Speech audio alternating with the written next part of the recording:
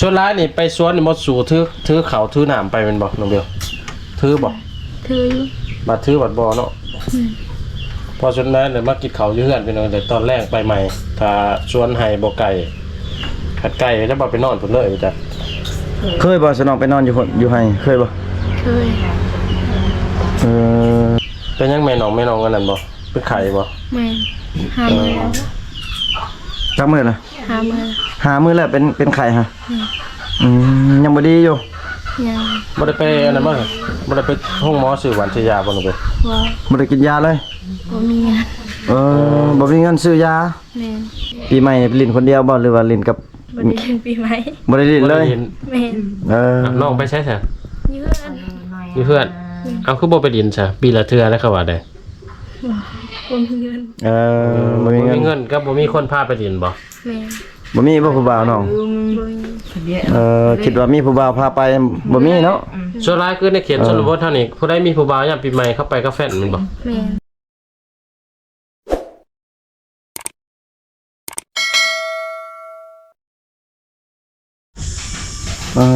ตัวพี่น้องเอ้ยมาพ่อน้องสาวเบลเพิ่นกำลัง สิตำ ตำหูกเนาะหูกไว้นี่น้องบ่ เท่านั้น หูกแม่ แม่น โอ้ เอาน้องตำตลอดบ่ลงเบล แม่น สบายดีแน่ สบายดี มันงามคือเก่า บ่ลงเบลตำแพ้บ่นี่นะ เพชรแพทย์แพทย์ยังเกิดแพทย์ตะลองเนาะแพทย์ตะลอง แพ้ เนาะ ตะโล ตะลองกับภาษาไทยเอาตะลองพี่น้องงามพี่น้อง บ่ได้เห็น เอาบ่ได้เอาเวียกออกสวนมาน้อง ออก เอาแล้วมาเลย มือพักพรเนาะพักพรแล้วมาตำหูต่อพี่น้องเอ้ยสิแต่เจ้าชนบทเฮา ตามให้ไอ้เบิ่งดูเป็นอยู่บ่ เป็นอยู่บ่เป็นอยู่ตำมึงเนาะสองอันนั่นติเหยียบน่ะเปลี่ยนขึ้นเปลี่ยนลงติเอาลองตำบ้างฮะน้องสาวเบลเพิ่นตำหูกก็งามผ้าก็งามคนก็แฮงงามกว่าน้องสาวเบลล่าพี่น้องเอ้ย ตำผาไว้ให้แม่ย่าบ่จัก บ่ฮิตเขาจะนอนคันเวลามีดอกมีหยังก็เอาแพร่นี่ให้บ่น้องเอาแพร่ตัวนี้ให้เลย จักพื้นซะลงเบลบ่เอาให้จักพื้นให้แม่ย่านะบ่ฮู้ อิงตามสิให้บ่ แม่นยังบ่มี ยังบ่มี แม่ งา ย่าน หรือบ่จัก แม่น อยากได้อยู่บ่มีงาน อยากได้ ไอ้ยะพี่น้องเอ้ยหนุ่มโสดคนใดที่ว่าสนใจก็จับจองน้องได้พี่น้องเอ้ยเพราะว่าน้องเพิ่นก็อยากได้ผัวแล้วก็อยากได้แม่ย่าเนาะ แม่น พี่น้องเอ้ย คือว่ามีศีลมีหยังอีกบ่ลงเบล นี่ ตำสินก็ได้แม่นบ่ ได้ ไอ้เพิ่น หลายพื้นนี่นี่เลย ตำแพรพี่น้องเอ้ยเป็นหูพี่น้องเอ้ย เพื่อน แม่น้องไปใช่ไหมครับ เพื่อน อยู่เพื่อน เอากลับมาแต่ให้แต่สวนเลยเนาะตอนแรกไปบ่ลงเบลในสวนน่ะ ไป ไปเฮ็ดจังตอนแรก เพื่อให้ คือให้สุดท้ายเราสิไปนำได้บ่ ไป นี่พี่น้องลองถามเบิ่งทีมงานก่อนว่าสิไปบ่น้องพี่น้องเนาะ คือให้แล้วก็จูดให้คือให้แล้วก็อิหยังคือซักให้บัดนี้เนาะ นี่ กินข้าวแล้วบ่ ยัง กินข้าวเช้ากินแล้วบ่ ยัง เฉพาะดอกจังงามหุ่นก็ดีบ่ได้กินข้าวเช้าเลยแหละออกไปเฮ็ดเวียกก่อน แม่ กลับมาแล้วจึงกินข้าวเช้า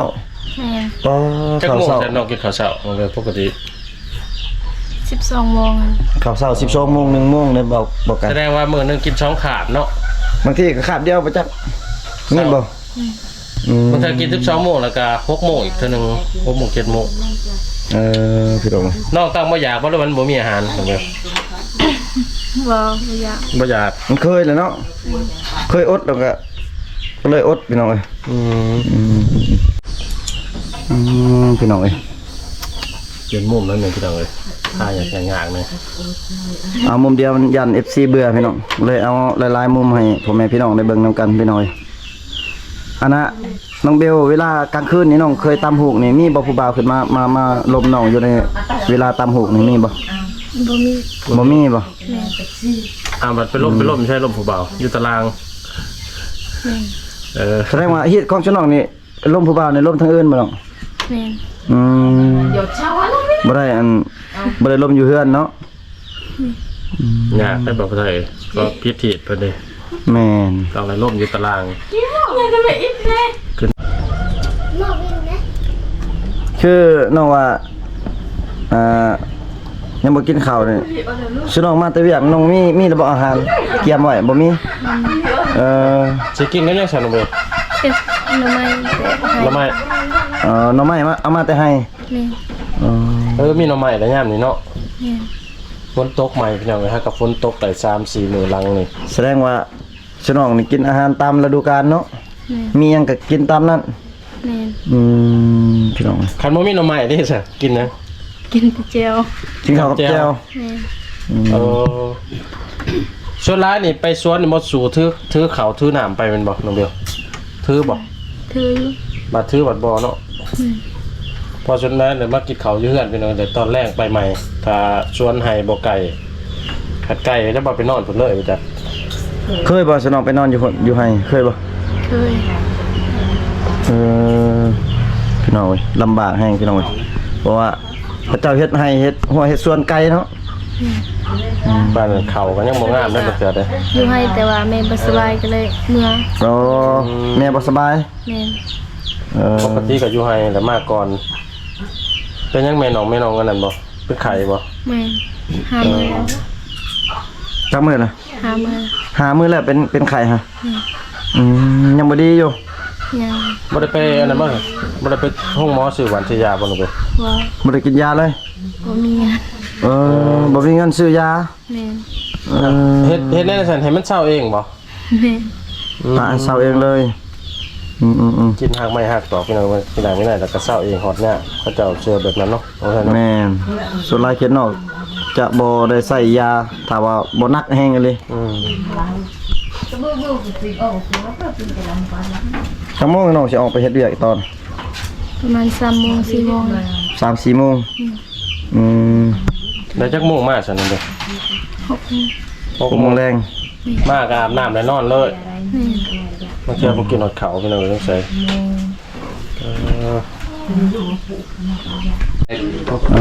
พี่น้องเอ้ยหลังจากที่ว่าน้องเพิ่น ตำปลาตำแผ่หน่อยนึง แหม่ เพิ่นมานั่งพักผ่อนก่อนเทินทีมงานทำมาก่อนเลยพี่น้อง แล้วว่าน้องตำหุง ยัง ฮะ ยัง ยังบ่ทันแล้วซับ แม่น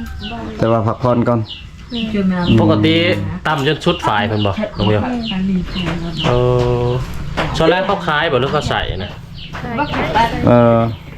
ใส่เนาะสิน้องใส่บ่สิน้องใส่เองบ่จังไร ผู้ชายหรือผู้หญิงใส่เลย ผู้ชายอะไรเป็นยังก็ได้ ผู้หญิงก็ได้ผู้ชายก็ได้ แม่น ผู้หญิงใช้ได้ผู้ชายใช้ดีติฮะ ใส่ได้เบิดสอง ใส่เบิดเนาะเพราะว่าผานี่เขามักใส่ได้แถวหนองนะแถวในเมืองเขากับแถวอันนี้เขาอย่างเงี้ยเขาไปรับไปเฮ็ดเวียกเฮ็ดไปให้ไปชวนแล้วฮัดแอวฮัดยังหั่นนะ แม่น เขาได้เช็ดเทือเช็ดห้อยพี่น้องเอ้ย คือเหตุของชุน้องนี่เวลาแต่งงานไปแล้วนี่ใส่ส่งใส่หยังบ่ได้เนาะ แม่น ใส่แพร่ตุ้มแพร่นี่ได้บ่ตุ้มแพร่ก็บ่ได้ใส่สินอย่างเดียวน อนกับลุงสิน มันเวลาใส่ส่งได้ใส่ต้องเอาสินอยู่นอกแม่นบ่คือไอ้เห็นคือว่าใส่ส่งอยู่ในแล้วก็เอาสินออกนอก แม่น แบบนั้นน่ะได้แต่แต่งหน้าแต่งตาได้ซะแบบแหงงามๆอะไรนี่บ่ได้บ่ บ่ บ่ได้อีก แม่น ซุมน้องมาจากแตงบ่สมมุติว่าน้องเบลอยากคือกัน แม่น สมมุติว่าสุน้องได้ผัวไปนี่ตัวอย่างว่าน้องมักได้ว่าแต่งหน้าบ่หรือว่าแบบบ่แต่งน้องมักแบบ มักแต่ง มักแต่งหน้า เราแต่งหน้าได้งามเนาะ แม่น เพราะว่าจุดพิเศษหลักๆคือแถวเขตชนบททำบ่มักให้เมียแต่งหน้าแต่งตาเลยเขาย่านผู้มักบ่ หรือว่าห่วงเนาะห่วงยันเมียงามก็คือเฮานี่ให้เมียงามเด้อเมียบ่แต่งนี่ว่าบ่ได้ บ่ให้ยางน้ำกลนครับผม แม่นล่ะ เครื่องน้องเพิ่นก็จะแต่งแต่ว่าคันแต่งงานเอาผัวไปแล้วต้องปฏิบัติตามผิดตามข้องของเฮือนทางผัว แม่น ผัวเฮ็ดนั่นได้ก็เฮ็ดพี่น้องก็จะไล่ไปให้แต่สวนบ่มีเวลาฮอดสิแบบแต่งหน้าแต่งตานุ่งเครื่องงามๆครับพี่น้องเอ้ย ถ้าว่า ถ้าว่าเอาผัวอันอยู่เขตชนเผ่าของน้องเองก็คือสิบ่ได้แต่งเนาะถ้าเอาเขตอื่นหรือว่าแถวอื่นนี่น่าจะได้แต่งแล้วก็บ่ได้ออกหัวออกสวนดุพี่น้อง จะนั่งอยู่ในเฮือนบ่ อืม จะต้องไปบอกคิดยัง อืม กาแฟเมียไหมหมดวัน อ่อนเฮือนลง คิดเมื่อยอยู่ว่าชิน้องแบบอยู่ในบ้านชิน้องคิดเมื่อยอยู่โอ้แบบเฮ็ดชิน้องนี่มีแต่ไปเวียกตลอดเฮ็ดเวียกตลอดทุกมื้อนี่คิดเมื่อยอยู่บ่ มาละจ้าเขาจะ คิดอยู่บ่ เช็ดไปอีก บ่คิดมัน เป็น เค เรื่ ย องปกติเนาะน้องเบลเนาะ เพราะมันเคยแล้วเนาะ ความชินเคยได้บ่าวไทย อืม ตื่นมาต้องแบบเกียมสิ่งเกียมของไปให้ ว่าสิ้นเคยกับการอยู่แถวภูแถวพาเนาะอยู่ป่าอยู่ดง ใช้ชีวิตแบบนี้พี่น้องเอ้ย ชิน้องอาหารการกินนี่เคยซื้อบ่เดือนหนึงนี่เคยซื้อจักเทื่อประมาณบ่ ก็ซื้ออยู่แต่ว่าอะไร บ่หลายเนาะ บ่ได้ซื้อเนาะส่วนหลาย เดือนหนึงประมาณได้บ่2เทื่อเนาะได้บ่2-3เทื่อบางทีก็บ่ ลักษณะก็บ่มีเงินก็อยู่ได้นะบ่าวไทยเขียนชนบทเท่านี้ เอาไปแถวห้อง บ่ต้องไปดิ้นรนในช่างนั้นมีแต่เฮ็ดเวียกเฮ็ดงานไปตามหน้าที่แต่ละเรื่องเว้นแล้วก็แล้ว แม่ลัก หาอยู่หากินตามธรรมชาติ ลักษณะเงินค้ำนี่ลักษณะเงินค้ำนี่บ่มีก็ได้ แม่นบ่มี เพราะแต่ว่าอย่าเจ็บอย่าไข้ก็พอแม่นบ่ เย่ก็กล้า อืม เอาแถวห้องเอ๊ะไป แต่ว่าเงินค้ำนี่ก็อยากได้อยู่แต่ว่ามันบ่มี ได้ๆเนาะ มันบ่มีสองทางหาเนาะช่วง มีสองทางหาแหละก็หามาได้ แม่ ส่วนแรกไปซื้อเขาวซื้ออันนี้เบิด ช่วงไปหาเงินแบบใดบ้านน้องหาเงินแบบใดอยู่บ้านน้อง ครับจ้าเลย รับจ้างงานหยังน้อง ช่วงนี้ ยา ใช้งานแบบงานหนักๆเหรอ งานหนักเลยเนาะ ช่วงนี้เสียอย่าให้อย่าส่วนพี่น้องครับมันต้นเขากลนมาได้ที่เขตบ้านน้องนะบ้านน้องเดียวแล้วบ่เลยบ่มันต้นนะ บางคนก็ย่างบางคนก็แล้ว เออ โอ้ยอีนอน บ่ได้มาเรื่องเลยพี่น้องเอ้ยเป็นได้น้องเอ้ยยังเรียนปีใหม่คนเดียวบ่ได้ว่ามีครูมีของ ปีใหม่นี่ไปเลินคนเดียวบ่หรือว่าเลินกับ บันนี้ปีใหม่ บ่ได้เลินเลย บ่ได้รีน แม่น เออ น้องไปใช้ซะ ยืน มีเพื่อนเอาคือบ่ไปเรียนซะปีละเทื่อแล้วเขาว่าได้